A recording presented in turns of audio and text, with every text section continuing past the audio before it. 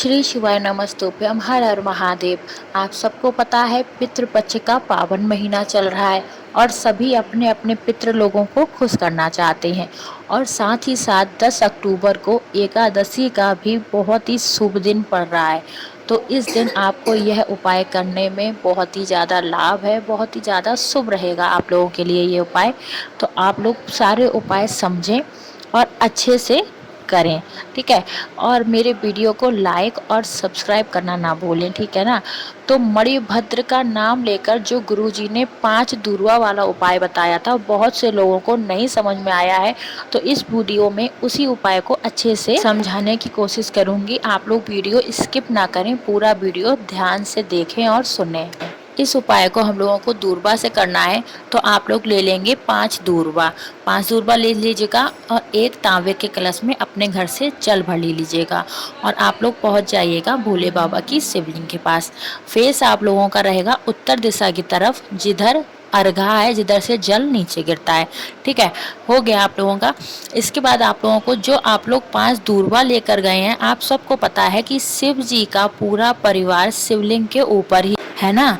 तो आप लोगों को क्या करना है, जो आप लोग 5 दूर्वा लेकर आए थे, उन 5 दूर्वा को आप लोगों को अशोक सुंदरी माता के स्थान पर कुछ इस तरह से रख देनी है, श्री शिवाय नमस्तुभ्यम मंत्र का जाप करते हुए।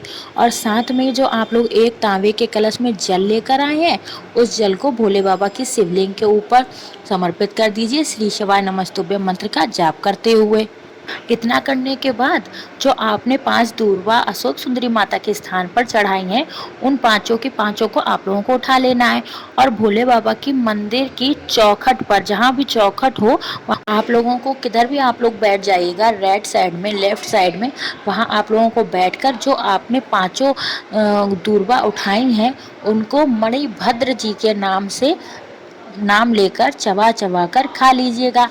इस उपाय से क्या होता है, जो भी इंसान यह उपाय मणिभद्र जी के नाम से कर लेता है, दूर्वा को चबाकर खा लेता है, भोले बाबा की चौखट पर यह उपाय करता है, उसके शरीर की सारी रोग बीमारियां समाप्त होने लगते हैं।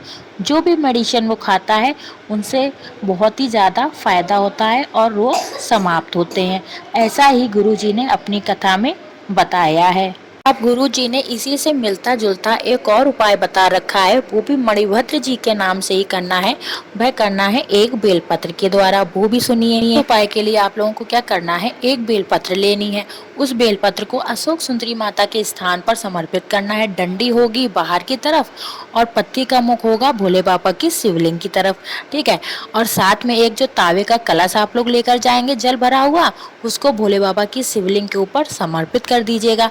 अब जो जल बहता हुआ वापस निकल के आएगा ना अशोक सुंदरी वाली स्थान से, जहां आप लोगों ने बेलपत्री समर्पित की है, उस जल को थोड़ा सा आप लोगों को नीचे रोक लेना है और भोले बाबा से प्रार्थना कर लेनी है कि भोले बाबा, मेरे घर का ये इंसान है, बहुत परेशान है, बहुत बीमार है, इसको आप सही कीजिए। इस जल को और बेलपत्र को औषधि बना दीजिए उसके लिए। उसके बाद उस बेलपत्र को वहां से उठाना है और सेम उपाय जो पहले वाला था, चौखट पर बैठ के आप लोगों को, जो भी बीमार है, जो भी परेशान है, उसको चौखट पे बैठ के मणिभद्र जी के नाम से उस बेलपत्र को चबा चबा कर खा लेना है और उस जल का आचमन कर लेना है। इससे भी क्या होगा, जो भी व्यक्ति यह उपाय कर लेता है, उसके भी रोग कष्ट खत्म होते हैं। टेबलेट्स जो वो खा रहा है, उनका असर दिखने लगता है और बीमारियां धीरे धीरे सही होने लगती हैं। अब बात करते हैं इसी वीडियो के अपने दूसरे उपाय के, जो कि हम लोगों को करना है पितृदोष के लिए। इस उपाय के लिए हम लोगों को 3 से 4 ढक्कन गंगा जल लेना है और दूर्वा लेनी है, वो भी लेनी है 3 गांठ वाली। चलिए मैं आपको बता देती हूँ 3 गांठ वाली दूर्वा कैसे लेनी है। देखिए, ये एक दूर्वा है, इसमें 1 2 3 इस 3 तरह से गांठ होंगी, तीनों की तरफ एक एक पत्ती निकली हुई होगी। यही वाली दूर्वा हम लोगों को लेनी है और गलती मत कीजिएगा, ऐसी दूर्वा लेना। और प्लस हम लोगों को लेने हैं 31 जौ। 31 जौ से कम नहीं होने चाहिए, ज़्यादा नहीं होने चाहिए। और एक तांबे का कलश लीजिएगा, उसमें ये तीनों चारों चीज़ें जो आपने ली हैं, गंगा जल, दूर्वा और जौ, तीनों चीज़ें आप लोगों को इस कलश में, जिसमें कि गंगा जल और जल भरा हुआ है, उसमें डाल लेनी है। इस कलश को लेकर हम लोगों को जाना है पीपल पेड़ के नीचे, या फिर अगर आपके पास में बरगद का पेड़ है या फिर बेलपत्र का पेड़ है, उसके पास भी आप लोग जा सकते हैं। और इस तांबे के कलश का जो जल है आप लोगों को पूरे का पूरा जड़ में समर्पित कर देना है। जिस भी पेड़ के पास आप लोग गए हो उस पेड़ की जड़ में आप लोगों को समर्पित कर देना है, अपने पितरों का स्मरण करते हुए। ठीक है, और यह उपाय आप लोग पूरे श्राद्ध पक्ष के 16 दिनों में से किसी भी एक दिन कर सकते हैं। कोई फाउंडेशन नहीं है, कोई दिन का वो नहीं है, कभी भी आप लोग ये उपाय कीजिए। इससे आपके पितर खुश होते हैं और आपको खुशियां मिलेंगी। इस उपाय को करने में कोई भी गलती मत कीजिएगा।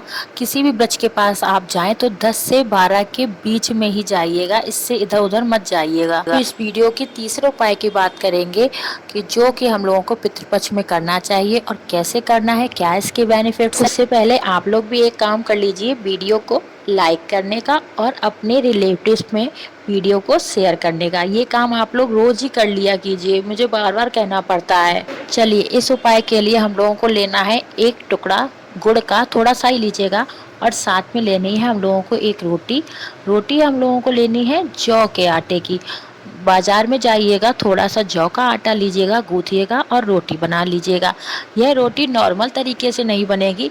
इस रोटी को हम लोगों को केवल एक तरफ से सेकना है और दूसरी तरफ से रोटी को कच्चा रखना है। ठीक है, बना लिया आपने रोटी। इसके बाद आप लोगों को क्या करना है, एकादशी वाले दिन, कल एकादशी का खास दिन है, उस दिन जो भी व्यक्ति एक रोटी थोड़ा सा गुड़ रखकर गाय को खिला देता है, उसके सारे पितृ दोष समाप्त हो जाते हैं, उसके घर में खुशियां आती हैं और संपदा की कभी भी कमी नहीं होती है। इस रोटी को खिलाते समय आप लोगों को ध्यान ये रखना है कि गाय का मुख दक्षिण दिशा की तरफ हो, और आप अपना मुख किधर भी रखिएगा कोई बात नहीं है, लेकिन गाय जिसे आप रोटी खिला रहे हैं उसका मुख दक्षिण दिशा की तरफ ही होना चाहिए। रोटी जौ के आटे की होनी चाहिए और साथ में गुड़ होना चाहिए। ठीक है, ये तो बात करते हैं अपने वीडियो के आखिरी चौथे उपाय की। इसमें क्या करना है हम लोगों को, सबसे पहले लेने हैं 7 चावल के दाने। अब कहोगे कल एकादशी है, चावल के दाने कैसे लेने हैं। एकादशी को चावल खाना मना है, शिव जी को चढ़ाना नहीं मना है। फिर भी अगर आप लोगों को कोई प्रॉब्लम है तो आप लोग चावल के दानों की जगह सफ़ेद तिल ले सकते हैं, इसमें कोई परेशानी नहीं है। भोले बाबा को एकादशी वाले दिन सफ़ेद तिल चढ़ाए जा सकते हैं चावल के स्थान पर। बाद हम लोगों को लेना है एक रुद्राक्ष, कितने भी मुखी हो ये कोई ज़रूरी नहीं है। उसके बाद लीजिएगा एक बेलपत्र, बहुत ही सुंदर सी, कटी फटी ना हो, खंडित ना हो, और एक साथ में लेना है तांबे का कलश जिसमें आपके घर का जल भरा हुआ होना चाहिए। आप लोगों ने जितनी भी चीज़ें अपने साथ में ली हैं उनमें से कोई भी चीज़ कलश में नहीं डालनी है। बस आप लोगों को रुद्राक्ष आधा घंटा पहले से कलश में डालकर रखना है। ठीक है, आप लोग पहुंच गए भोले बाबा की शिवलिंग के पास। फिर से आप लोग रखेंगे उत्तर दिशा की तरफ, अर्घा की तरफ, जिधर से जल नीचे गिरता है। अब जो आप लोग 7 चावल लेकर आए हैं उन 7 चावलों को अशोक सुंदरी माता के स्थान पर आप लोगों को समर्पित कर देने हैं। जो बेलपत्र लेकर आए हैं एक, उसको भोले बाबा की शिवलिंग के ऊपर समर्पित कर देना है। डंडी का मुख होगा अशोक सुंदरी माता की तरफ और पत्ती का मुख होगा आपकी तरफ। और जो आप लोग रुद्राक्ष वाला जल लेकर आए हैं उस रुद्राक्ष को घर पर ही आपको निकाल देना है आधा घंटा बाद।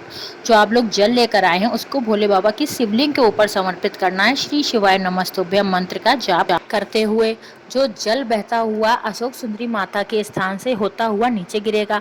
जहाँ पर जल नीचे गिरेगा वहाँ से आप लोगों को जल उठाना है हाथ में और अपने दोनों आंखों पर लगा लेना है, अपने पितरों का ध्यान करते हुए, स्मरण करते हुए।